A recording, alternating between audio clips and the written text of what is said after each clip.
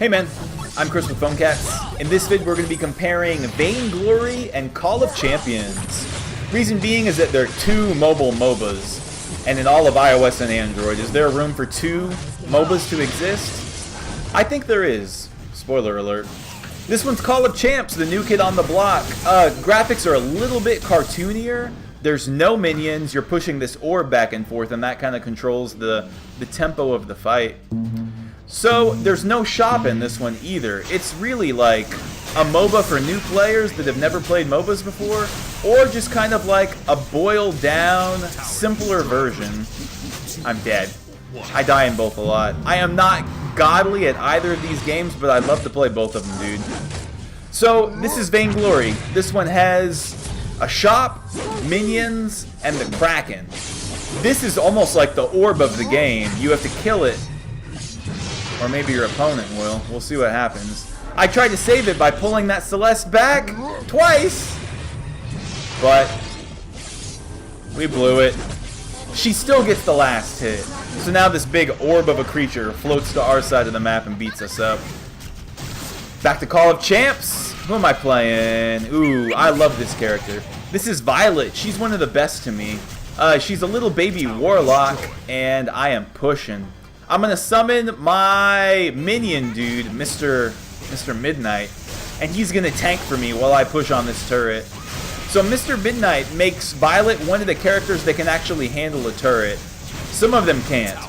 Now I'm going to try to bail up against this weird berserker character that I can't handle. I think Call of Champs has more characters right now, and each one of your characters has 5 moves. VainGlory, less tunes to choose from, and then each character has 3 moves. So Call of Champs feels a little bit more, you have more options, and it seems to be more fast-paced. Let's flip it back to VainGlory, where I'm bringing you the hotness. I really pulled some of the better moments from one game for VainGlory.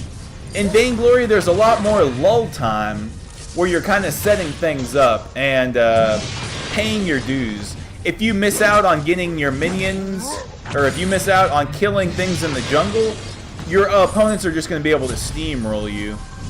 And there's a couple other things to where, in VainGlory, if you're not doing these specific things, you're going to get so far behind that you're not going to be able to hang in the late game. Look at me pulling some moves here. This is Finn again. Only character that I'm into right now. I am just obsessed with Finn. Looking a little choppy, but this is the moment. VainGlory is about these moments. You pay your dues doing your jungle work, just holding down the lane, so that whenever it does come down to a 3v3 battle, you're making things work. Ooh, big save, big save. This is me playing Galen, a really tanky tree character in Call of Champions. He's kind of like a tanky, supporty role, and he's not my favorite, dude. This is me kind of experimenting. You can see me really getting good about dancing and kiting around, and I'm dodging a lot of these moves. Up against Nova, one of the newest characters in Call of Champs. Looks like we just took down one turret. Feels good, man. And Nova's way low on health. Hit him with that stun. Alright, one gone. Now, I'm just going to try to tank on this turret. And I think I really went out on a limb here. That's a tree joke. That's free on the house. I survived that. Let's see if we can survive this second Kraken encounter. God. It happened again, dude. We did all the work, and then they just show up and get the last little bip on the Kraken. Don't do that. It's the worst feeling in the game. We ended up winning that game. I had 0 deaths, but I'll still never forget those Krakens. Alright, we're going to close this out with some Call of Champs footage. I'm pushing that orb over, trying to make things work. And keep in mind, we are 20 seconds into this game. And I'm dead. I had 3 bars of health. That character's OP. Thanks for watching. PhoneCats.